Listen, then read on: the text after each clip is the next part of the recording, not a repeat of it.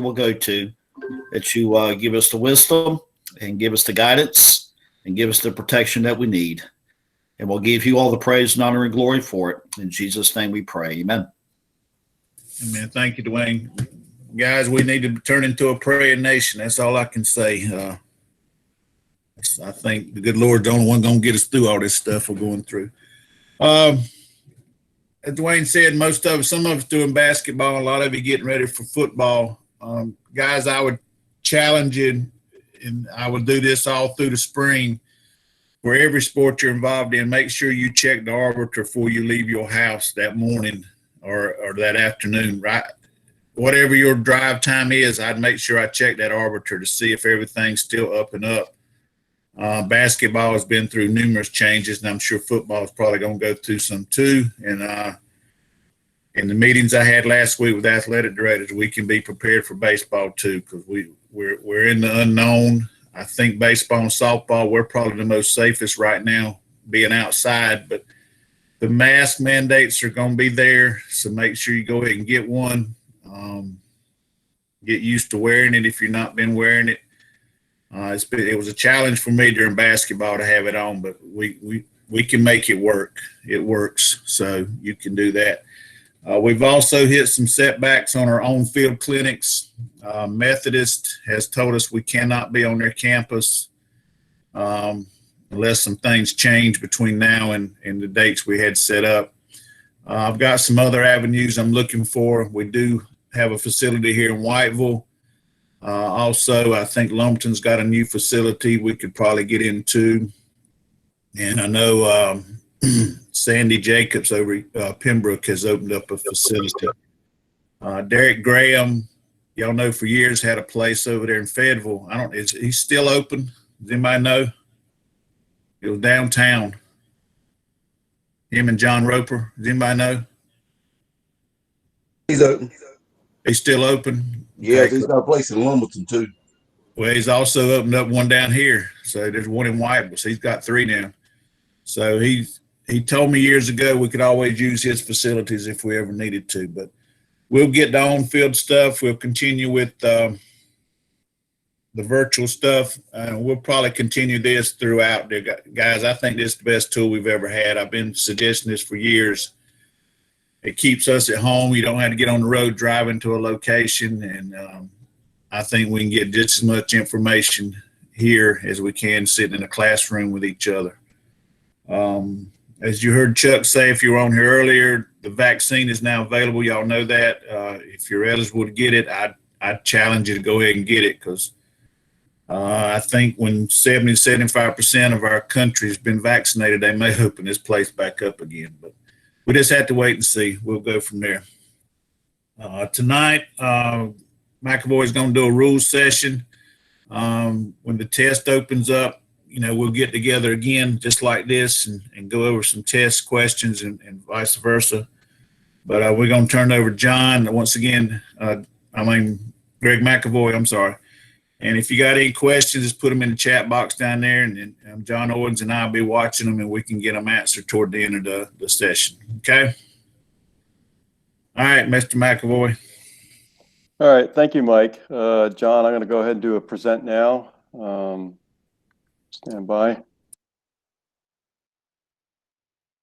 Okay, hopefully everyone can see my screen. Yes, you're good to go. All right, thank you. Okay, Mike asked me to put together just a couple charts on some rules. So what I did was I actually put together several presentations, but for tonight, we'll just focus on one particular component of the rule book, and that's going to be interference. There's a lot to interference. So actually, if we have more of these sessions, we can cover other parts of interference as well. But for tonight, we're just going to go ahead and do one component of that. I don't think there's any administrative stuff other than what Mike has already mentioned, so we don't have to go through that. I know John said that this is our 4th meeting, so I don't think really there was any need for any clarifications on anything we've done in the past, so hopefully that's good. So then we'll just go ahead and jump into tonight's topic, which is interference, and we're going to talk about 2 things about that. One is batter interference, And we're going to talk about batter interference with a catcher's throw. The catcher's making an attempt to put out a runner somewhere. And then we're going to transition into backswing interference, followed by, no pun intended, follow-through interference, and the two are not the same. And then we're just going to do a real quick tour of interference as it relates to a squeeze play. And then we're going to finish up with, we'll transition when the bat is over. We're now going to talk about batter-runner interference. And I kind of broke it down into two areas: batter-runner interference as it relates to the area around home plate, and then batter-runner interference while the batter-runner is advancing to first. And both are a little bit unique from one another, so that's the way I broke that out. And then, as Mike indicated, we'll always make an opportunity for some Q&A and or comments, either as we go along or at the end of tonight's session. And tonight's session shouldn't be too long. So this is just, is there a comment, Mike? Is there a comment, Mike? Is there a comment? John, I'm getting feedback. Chris Williams, mute. I got it. There we go. All right, thank you. So I just wanted to put up this quick disclaimer. We are going to look at some videos, which is great. Most of them are going to be from the MLB level or the collegiate level. So try to ignore the umpire mechanics that you might see in the video, because at the collegiate and at the MLB level, they use 3-man and 4-man crews, which we don't do in high school, at least not during the regular season. And then some of the comments that the announcers may make may pertain to either the collegiate rule set or the major league rule set. But I chose the videos because it's a good way to describe what we're going to do at the high school level. So just a little disclaimer there. Okay, so let's go ahead and start. We're going to talk about batter interference. And I know most of you guys probably know this stuff already, so just look at it as a refresher, part of your preseason preparation, just like we're going to do the high school exam. And maybe for some of the newer guys who are out there, and this is your first time looking at some of this stuff, hopefully you'll be able to take something away from tonight's session. So we're going to start out talking about batter interference, and in particular, when the batter interferes with the catcher's attempt to throw. Our rule set is interfere with the catcher's throwing. I know there are some issues with fielding. We'll talk about that in another rule session. And that's either leaning over the plate or stepping out of the batter's box, or it could occur during a batter's follow-through, or when a batter makes any kind of movement that hinders the action at home plate. And for these next several charts, we're going to talk about, in particular, the catcher's attempt to throw out a runner. So I got three quick videos to talk about batter interference on a catcher's throw. Our first one is we have a runner on first. F2 attempts to throw out R1, who's stealing second. We have batter interference, and the batter has impeded F2's attempt. He didn't complete the throw. He attempted to throw. So let's go ahead and take a look at the video.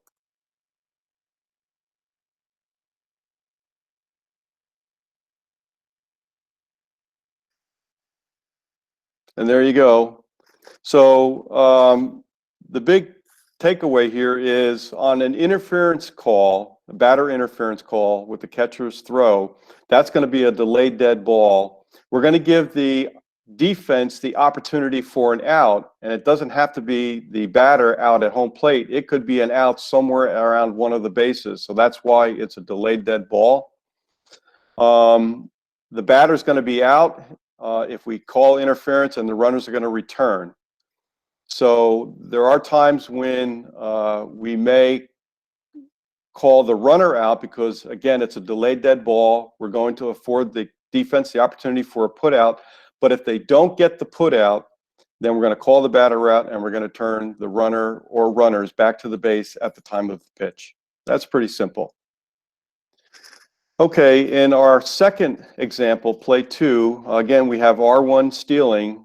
In this video, our catcher completes the throw to second base.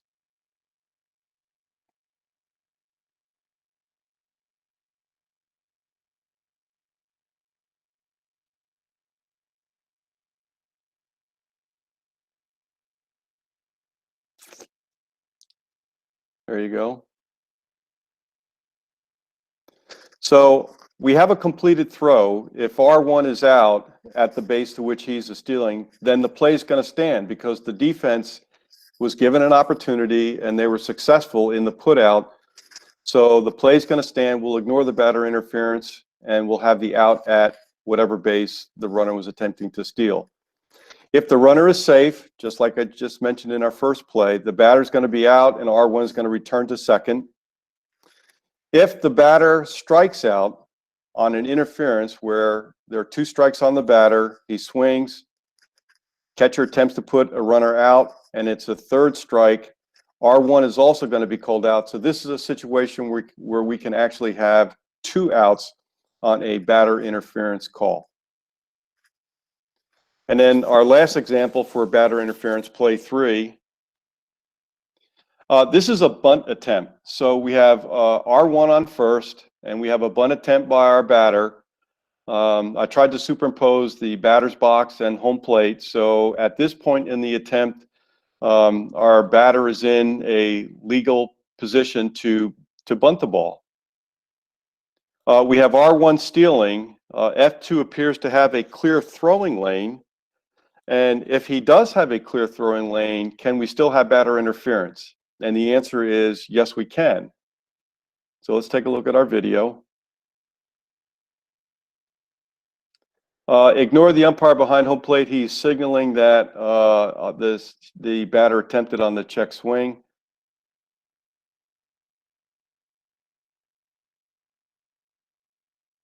So here we have a question, Greg, on play 2. Do you vocalize interference and point to the batter in play 2? Yes, you do. So as soon as you recognize the interference call, you can go ahead and come up with a very strong mechanic and point like our umpire in the video. You can point at the batter that I've got interference. You announce that you have interference and allow the play to continue to see where the out is going to occur. Good question.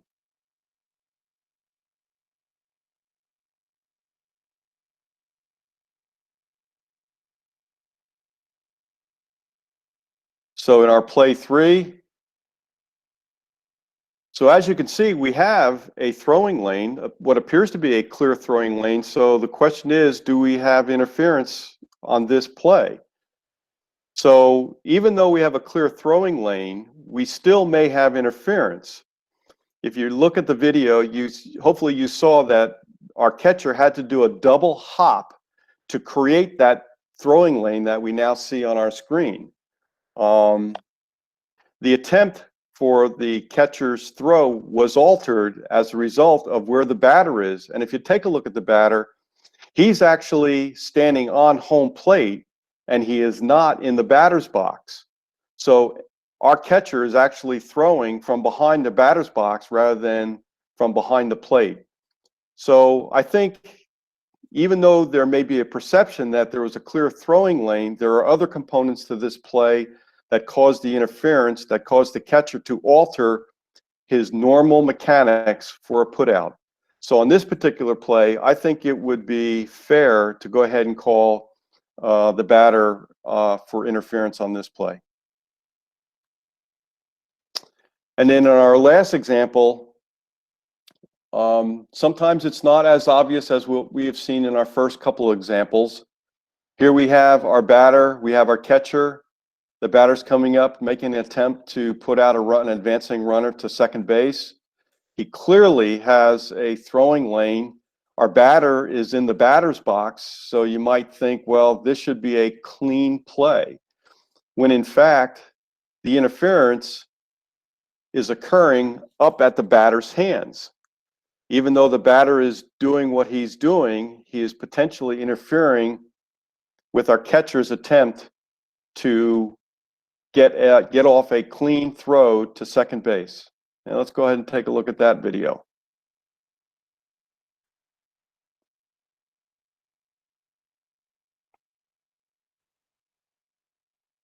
There you can see the contact.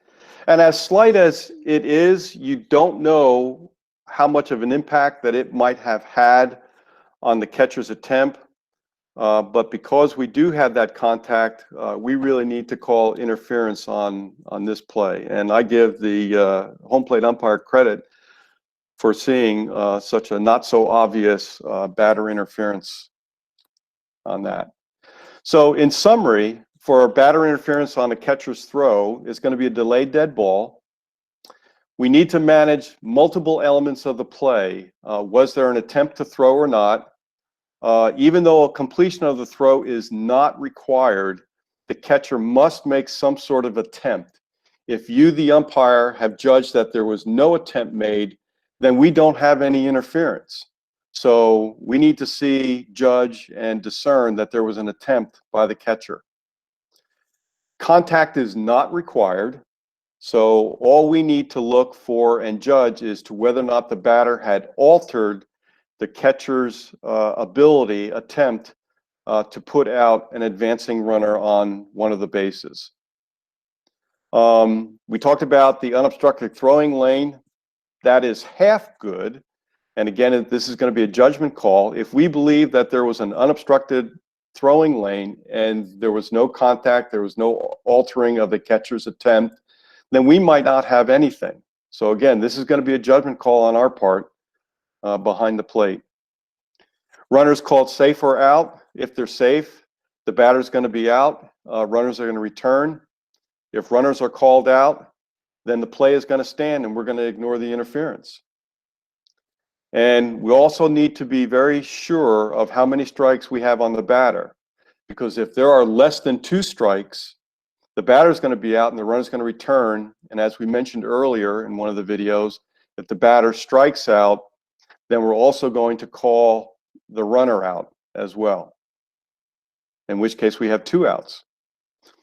Up to this point, we talked about a simple play where we have a runner on first base, but we can also have batter interference with multiple runners, which gets a little bit more challenging, but we should be able to handle that.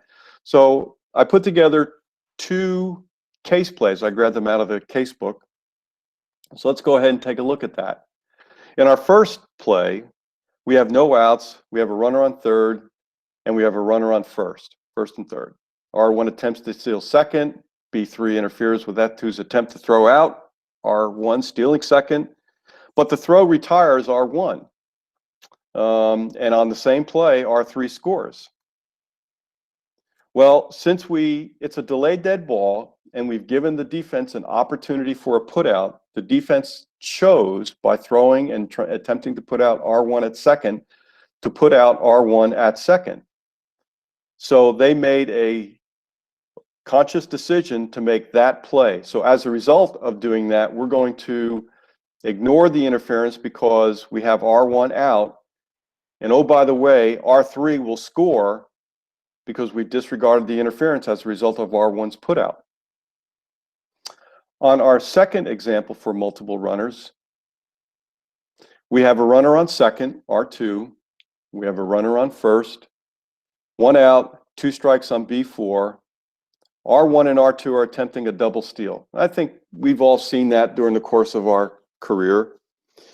B4 interferes with F2's attempt to throw out either R1 or R2. So with the interference, we now have to make a judgment.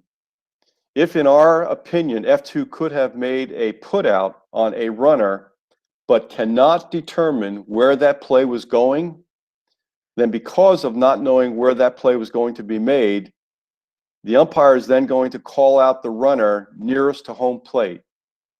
So if we believe the attempt was at third, then we'll manage that play.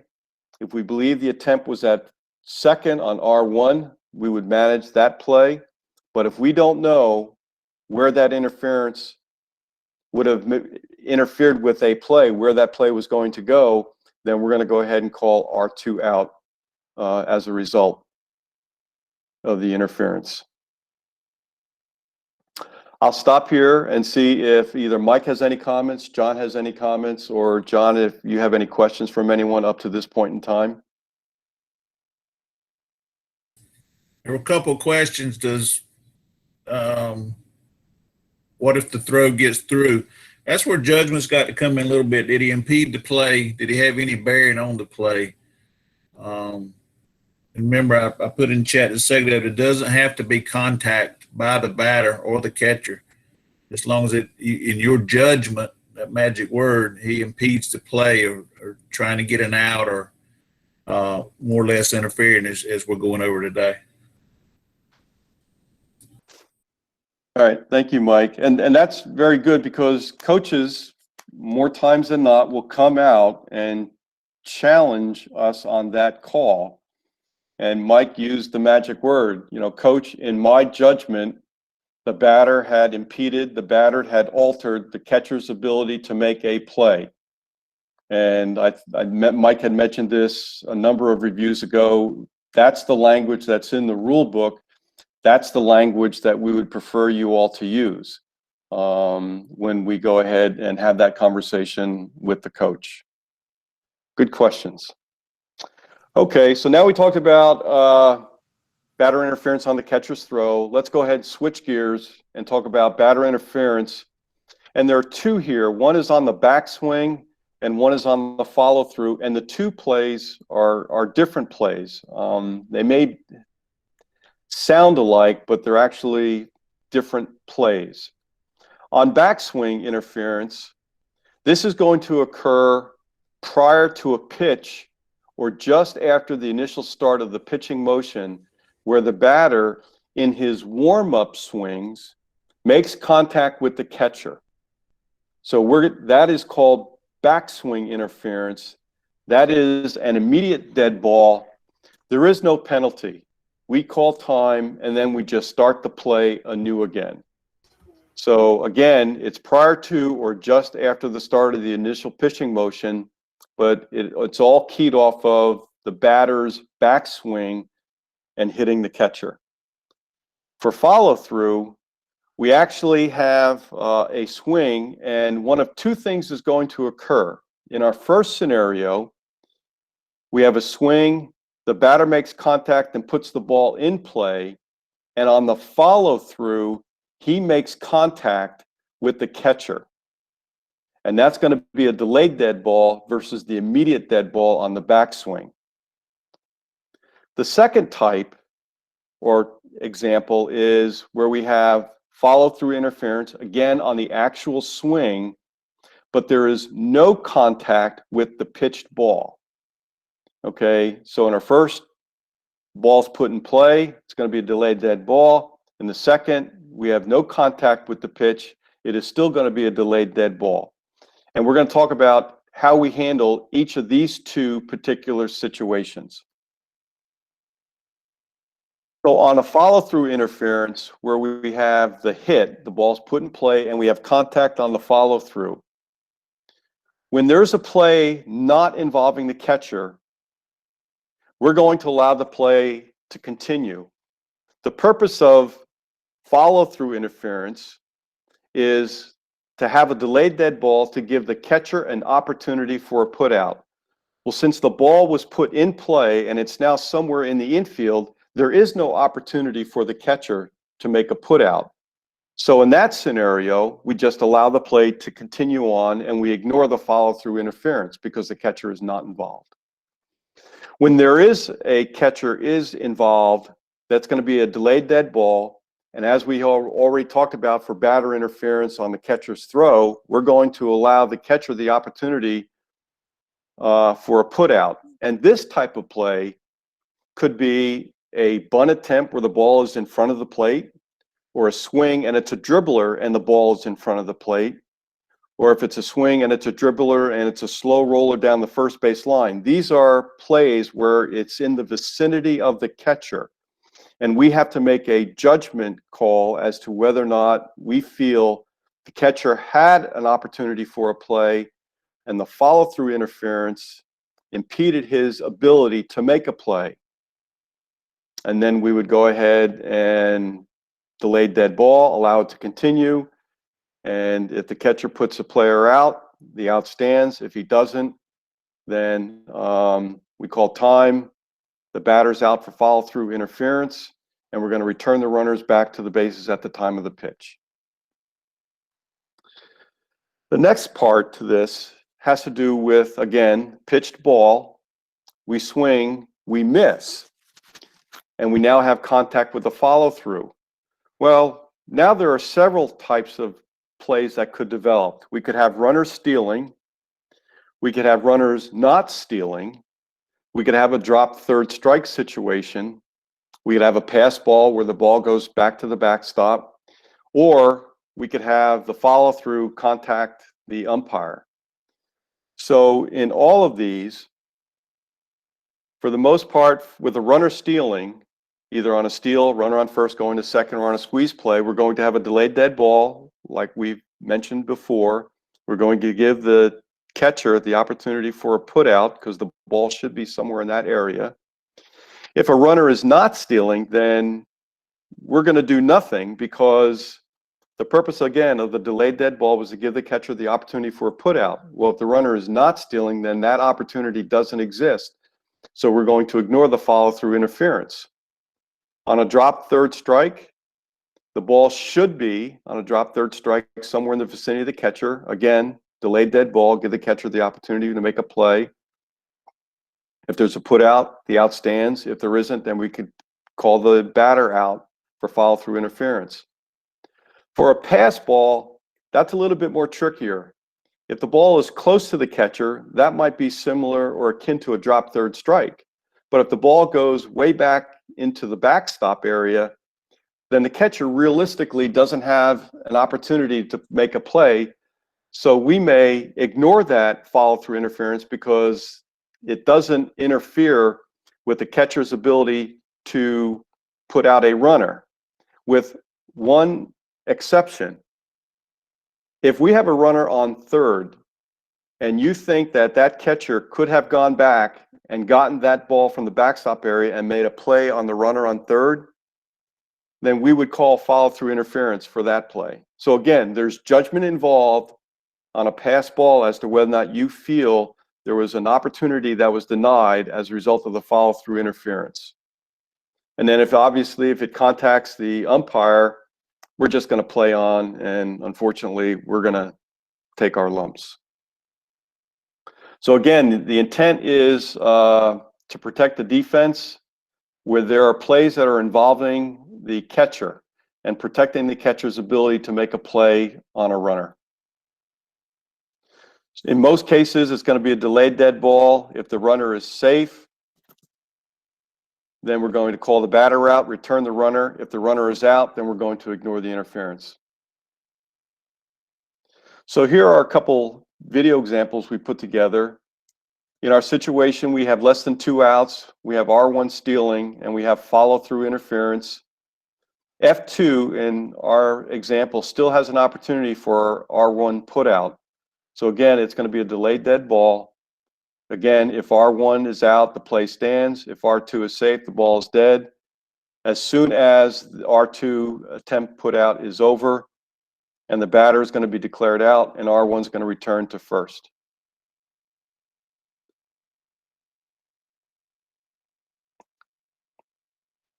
At this point in time, the ball is dead.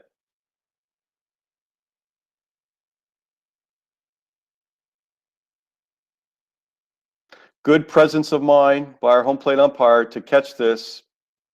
He's got to track the ball. He's got to call the pitch. He's got to look for batter interference. And now 2 calls. So our home plate umpire did a pretty good job.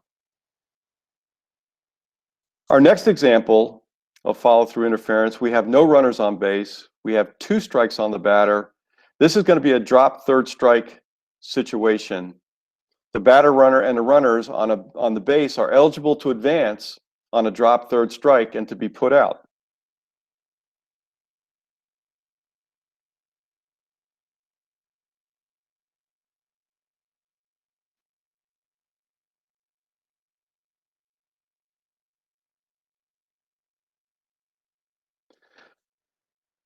So we have follow-through interference. The interference contacted F2 and prevented F2 from making an attempt to put out the batter runner on a drop third strike.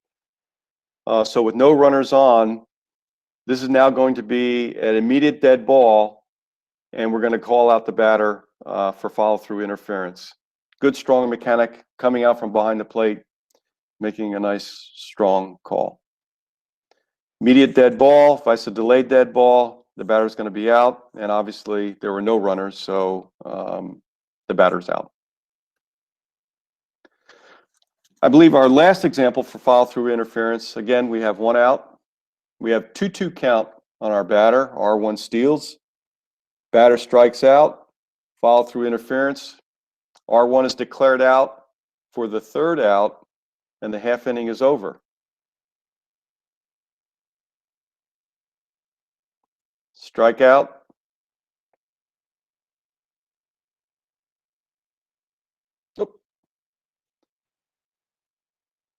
So the batter strikes out for the second out.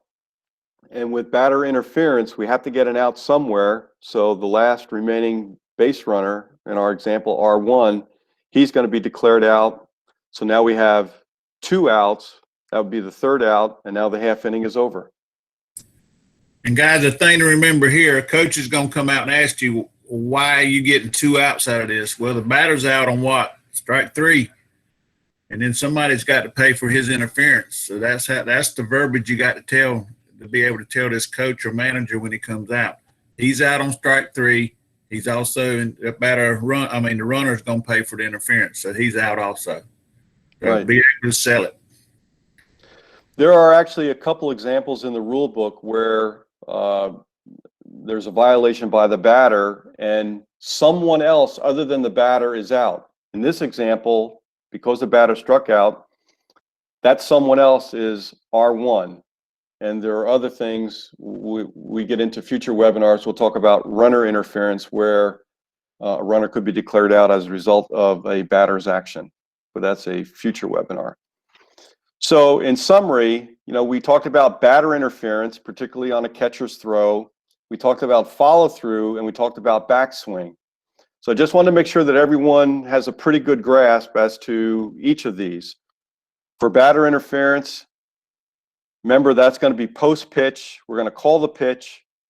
It's a delayed dead ball. It's an interference call. Intent doesn't matter. Runners are stealing. Batter's out. We're going to return to runners. So that's also true for the most part for follow-through interference as well. It's still a violation by the batter. It's a particular interference call, but it's almost identical with a batter's interference on a catcher's throw. But there are differences. For batter interference, there is no such thing as a drop third strike on a catcher's throw, no pass ball or a wild pitch because the catcher caught the ball and he's making an attempt to put a runner out at a base. For follow through, there's actually an opportunity for a drop third strike, which we showed in previous charts, and a pass ball or a wild pitch. So those two are a little bit different than what we have for the catcher's throw. And for backswing, again, the big thing is that's prior to the pitch, no pitch to call. It's going to be immediate dead ball, and we just start anew. And some of us, I put this in here, some of us who move up and down between high school and college, unfortunately, the rule sets will interchange these. The college will interchange follow through and backswing. But for high school, backswing is pre-pitch and follow through is post-pitch. They are not interchangeable. And then I just threw this in here on a squeeze play. Runner is out when, this is our rule reference. And I put this in here because of the particular scenario is driven by the number of outs. If we have batter interference and there are 2 outs, the batter's going to be out and that's going to be, the batter will be out. And that would be the third out. And the run can't score. But if there are not 2 outs, the runner is going to be out and the batter is not penalized. So I just want to make sure that we refresh ourselves to know for this particular interference on a squeeze play, we could actually put the runner out, R3 out, if the batter does not strike out. And here are 2 examples. Let's take a look at these.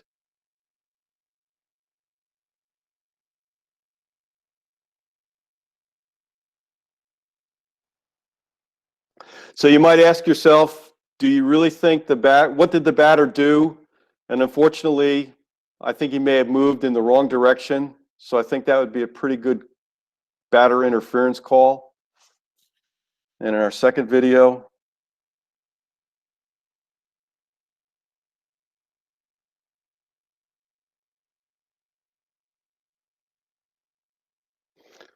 Molitor was looking for an interference call on R3 at third, and he didn't get it. And again, if less than 2 outs, R3 is going to be declared out. If we have 2 outs, the batter's out. I'll stop it here to see if we have any more questions before we move into batter runner. Mike or John? No questions. Mike, if you got something. Guys, that last one he just spoke of when we get the runner out, that's the one we kind of mess up quite a bit. Remember, if it's 2 outs, we're going to get who? The batter. If it's less than 2, we're going to penalize the closest one to the home plate. And who's that going to be? Probably that one at third. And that's the one that's going to get us in trouble. So make sure you know the verbiage and know the rule. We can get that straight with the coach. Brian, you got has a question. Brian DeMay. No, I mashed the damn button by mistake. Don't worry about me. So You've been hanging around Chuck too long, man. So let me. Damn true there. No question about that. All right, Greg. Okay. Thank you. Okay, this should only take about 10 minutes, so we'll be done pretty quick. So now our at-bat is over. We talked about batter interference in particular, which the catchers throw to put out a runner on the base. We talked about follow-through interference. We talked about backswing interference. Now their time at bat is over, and we now have batter-runner interference. Our batter has now become a batter-runner, and we have batter-runner interference. Here's our rule set. I won't read it verbatim, but it talks about when a batter-runner is out. And there are a number of reasons why, to include contacting the ball a second time, and other things. So we'll go through that in greater detail in the next couple of charts. So a batter-runner interference, we have a collision around the dirt circle area. That could be with a drop third strike or a dribbler around home plate. The batter is advancing. F2 is fielding. We have interference. And in this particular case, the interference, we really need to determine whether if it was intentional or not. And we'll get a little bit more into that in the next couple of charts. If there's no interference, we judge that there's no interference, then we have live ball and we play on. That's around the dirt circle area. When a batter runner is advancing to first, we potentially could have yet another collision. That collision could be with any of the fielders, F2 or F1, maybe F3, but more than likely not. Again, there's going to be a judgment as to who's at fault. The batter runner touched by a fair ball, interference, batter runner could be out. We also have a running lane violation issue as he continues his advancement to first base, but now he has gone beyond the 45-foot mark. He has now entered into the running lane constraints. And then there's also an issue with a batter runner and the last step and the collision that batter runner might have with the first baseman at first base. For tonight, we're only going to be talking about the collision around the dirt circle area, and we're going to be talking about batter runner interference while advancing to first. We're going to leave the running lane violation and the last step collision for a future webinar if the opportunity presents itself. So let's talk about batter runner interference at the plate. Let's go through 2 videos where we have a batter, we have a pop-up around home plate, but the batter is not making any attempt to advance on the play.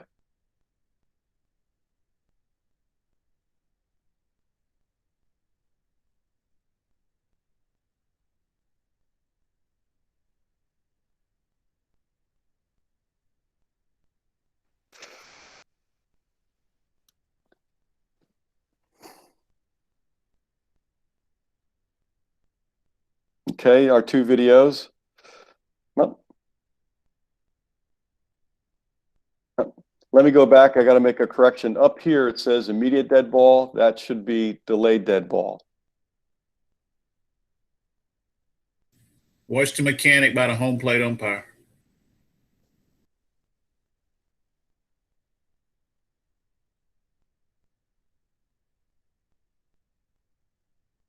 Look at that strong mechanic. That looks pretty good. He's got interference on the batter runner. He comes out from behind home plate. He's got a strong mechanic pointing with his hand. And then he's going to,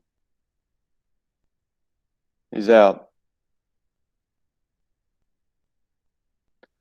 So in our first two examples, we talked about these pop-ups at the plate where the batter is going to be declared out. And the reason why he's declared out is because the batter is not making any attempt to advance. And the reason why he may not could be a number of reasons. I won't get into the batter's head, but we observed that there's no attempt to advance to first base.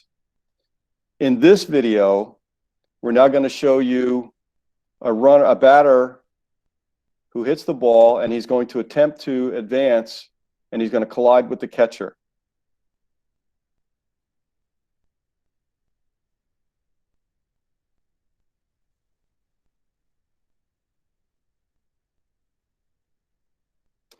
So the difference that I'd like to remind everyone between the first two videos and our third video, in the first two videos, our batter runner was making no attempt to advance.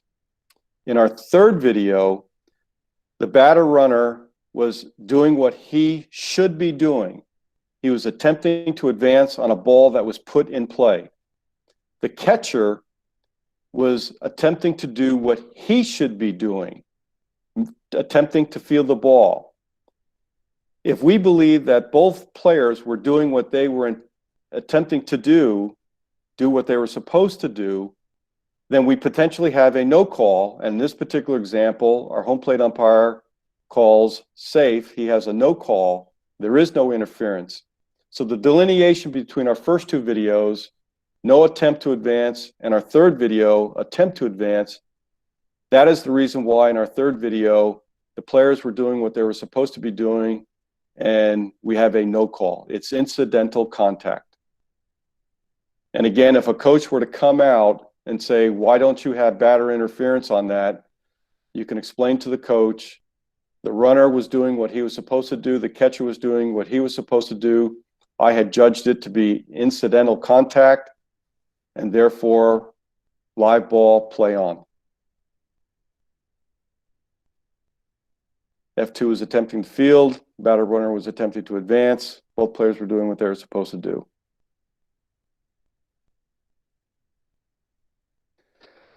So now we have, I think this is our last segment for tonight. We have a batter runner who's attempting to advance to first. So we've left the dirt circle area and all of those plays behind us. So now we have to manage a potential batter runner interference during the advance to first base. So there are many challenging aspects to this type of play. The question is, as the batter runner is advancing to first, does he make contact with the ball? And we may have that type of call. Is the ball fair or foul? And is there a chance for a foul ball to become fair? That's another judgment we have to make. If the batter runner had kicked the ball, depending upon where it was it intentional or unintentional? Running lane violation, again, we'll discuss that in a future webinar. And if there are multiple fielders involved when they're during the advance, who is protected? And we now have a potential for either interference or obstruction. So a number of different aspects to this play that we have to take into consideration when we make our call. So in our first example, we have a batter runner is touched by a fair batted ball. This is going to be simple. It's no different than if a runner on base was hit by a ground base ball. We're going to have an immediate dead ball. The batter's going to be out. The runner's going to return. It's a fairly simple call.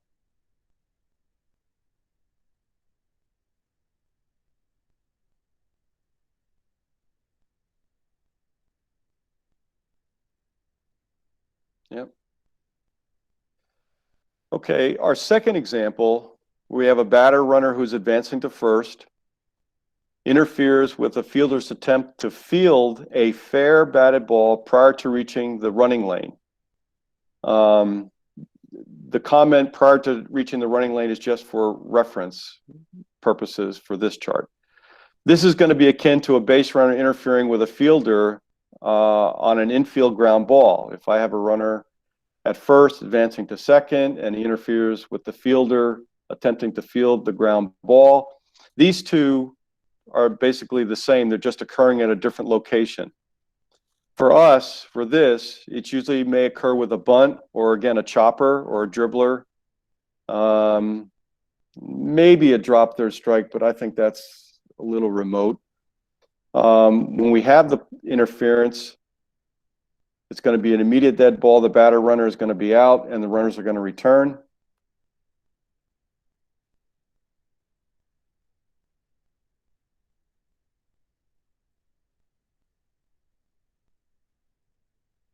So let me stop it right here.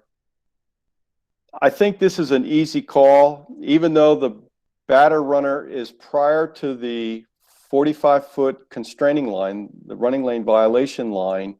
He's allowed to run inside, on, or outside of the base path. But regardless of where he is, he still can't interfere with a fielder who's attempting to field a batted ball. So this is a good example where the batter runner is not giving our fielder the opportunity to field the ball.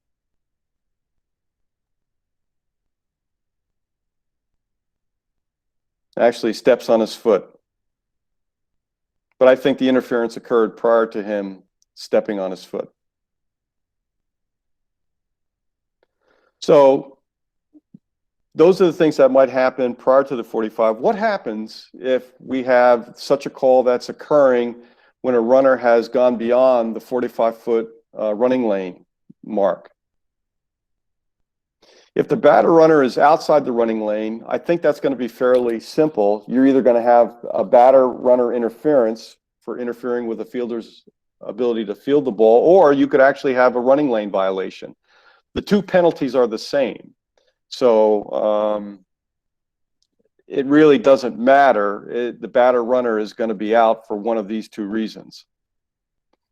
But if the batter runner is running inside the running lane, he's running where he should be, the batter runner still cannot interfere with the fielder's ability to field the batted ball. If he does interfere, then we have an immediate dead ball. The batter's runner is going to be out and the runners are going to return. So if he's running outside, that's fairly simple. If he's running inside, just make sure that we have the interference on the batter runner before we make that call.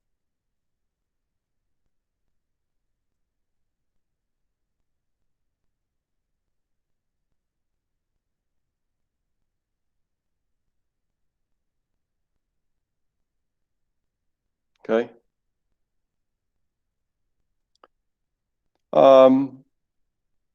We talked about multiple fielders, so just be careful on a play, and this may not be the greatest video or even a picture, but it serves its purpose. There are two potential players who are attempting to field the ball. If you're going to give protection to someone, I would probably give protection at this point in the play, protection to the pitcher, because he's still ahead of the play and the batter would have to come into and interfere with the pitcher. I don't think he could really interfere with the catcher, or he might. But the point here is you have to choose who is protected when you have multiple fielders who are fielding a batted ball. One is afforded protection for fielding.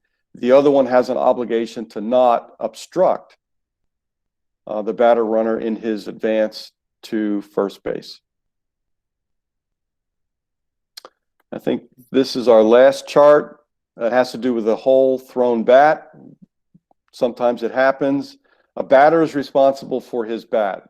For a hole thrown bat, If the bat is thrown in the direction of a fielder who's attempting to field a batted ball, you potentially have interference. He is responsible for controlling the bat. He's responsible for the actions of the bat. If the thrown bat is thrown to a fielder who's not attempting to field that batted ball, then you actually have nothing. Okay? So the bat has to be thrown in the direction of the fielder who's fielding. Slow roller to F5, the whole bat slips, interferes with F5, or the bat breaks, ball's dead immediately. B1 is going to be declared out interference for the whole bat being thrown in F5's direction. But if the bat were to break and if the broken bat were to interfere with F5's attempted fielding of the ball, we have no penalty because the batter is not responsible for the actions of a broken bat. But the batter is responsible for the actions of a whole thrown bat. And that is it for tonight. So I'll open it up to John for any questions or Mike for any comments. And if you guys have any additional questions or comments, you're more than welcome to call me or drop me a line. And I think we did it in less than an hour. That's pretty good. Guys, one thing to remember, offensive coaches that come out sometimes say that's interference. When he probably needs to say that's obstruction, and we'll go over that later on. Remember, interference, most of the time we're going to get an out on any kind of interference call. Macon Hammond, you had a comment? Yes, sir. First off, Greg, that was awesome. Great graphics and visuals and whatnot. I think visuals are really, really good when we're talking about this stuff where there's lots of gray areas. Would you be willing to discuss, just kind of going back towards the beginning of the presentation, when you have batter's interference and the importance of that delayed dead ball? But would you talk just for a second about the initial throw, trying to retire a runner? Because I think that's something really important that maybe some of our newer officials might need to hear something about. All right. So again, batter interference is a delayed dead ball. The purpose of a delayed dead ball is to give the defense the opportunity for a put out, and that put out may not necessarily be the batter. So that's the reason why it's a delayed dead ball. For batter interference on the catcher's throw, we want to afford the opportunity for the catcher to make that throw. If for some reason the batter alters, hinders, or impedes the catcher's ability to attempt to throw, then we have batter interference. Again, contact is not a requirement for batter interference. If you alter the catcher, but an attempt is. So if the catcher does not make an attempt to put out a runner who's advancing on a steal play, we do not have batter interference. There has to be an attempt, number one. Contact is not required, number two. The batter has to alter, in umpire judgment, alter the catcher's ability for a play. Delayed dead ball. If the runner is out, the out stands. If the runner is safe, we're going to return the runner and we're going to call the batter out. Did I cover all those points correctly, Macon? Yep, sounds good to me. Just a quick scenario and answer this question. This one's good as well. If you have a runner on first base, you have batter's interference with the catcher's throw. The catcher gets the throw off, throws it down to second base, and let's say R1 gets in a rundown. What do you do at that point? Do you go ahead and kill the play when that initial throw doesn't retire the runner? Do you let the rundown proceed and see what happens from that? I just think that would be a common scenario that could occur in a game. So if you don't mind, can you discuss that one for a second? Sure. Okay. So with the attempt, if the put out, and I believe this is the correct interpretation, if the put out is not right away, or if the runner is safe right away, it's an immediate dead ball. I believe it's also true if the put out is not immediate as well, then I believe you kill it right then and there, and we're going to call batter interference. Right on. Absolutely. I'm with you. Yeah, that's the only thing that I wanted you to talk about just for a second. was the importance of that initial throw, Mhm. putting out the runner. So if there would be a rundown ensue, you would kill it at that point because that initial throw from the catcher did not immediately and directly retire that base runner. So yeah, awesome Correct. job. That's great. Thank you for what you did tonight. Thank you. Yes, sir. John and Mike, I turn it back over to you. Any other question, guys? Greg does a great job with these things. Anybody else? All right, good job. Thank you, Greg. If you got any questions, feel free to, email Greg or me anytime, and we'll get them answered for you. I do appreciate him doing this. Remember, we'll be back on next Sunday at the same time. Jay Pierce will have a session for us. And I think you'll enjoy listening to Jay. He enjoys teaching like we talked about last time. Also, the YouTube website or YouTube videos are up from the last clinics. John, I think they can search that, or is there an address for that, or your page? I sent you the address where you could post it out. Okay. But it is SSOA Baseball Clinics. All right. So bit.ly SSOA Baseball Clinics, and the ones, if you missed a clinic and you need to get credit, those will be coming out. Mike will send those out whenever I'm going to try to get them done this week. It's been crazy trying to get multiple sports done. So I'll get those. If you missed a clinic, I'll get those done this week, hopefully. You'll have to go in and answer some questions that are going on. But again, if you just want to go on and review what we're doing, it's bit.ly SSOA Baseball Clinics 2020. And I'm putting that link into the chat box now. And all videos, that'll work all year. So at any point, hey guys, I would just save that as your favorites on there. If at any point you want to go look at interference, you'll be able to go and look at Greg's presentation for tonight on interference. It'll be there for you. If you missed a clinic and you need it for credit, give me about a week more. We got one of those done. But it takes me about 2 hours to go through each clinic to get that set up. So I'll try to get that done this week. And the other thing before I turn it back to Mike, if you are on the phone whenever we get done with this, please do not hang up because I need to find out who you are if you are on the phone, unless your name is Gilbert Johnson. I know Gilbert, I got you, and Brian Miller, I got you. But other than that, if you're on the phone when we hang up, I need or when we get done with Mike's presentation part, please stay on the line. Thank you, guys. Okay, good job, John. Thank you. That's another thing I was going to tell you. This, if you called in, please stay on the line. We can get your attendance for us tonight. If there's not any more questions, guys, I hope you have a great week. Stay well. Wash your hands. Wear your mask.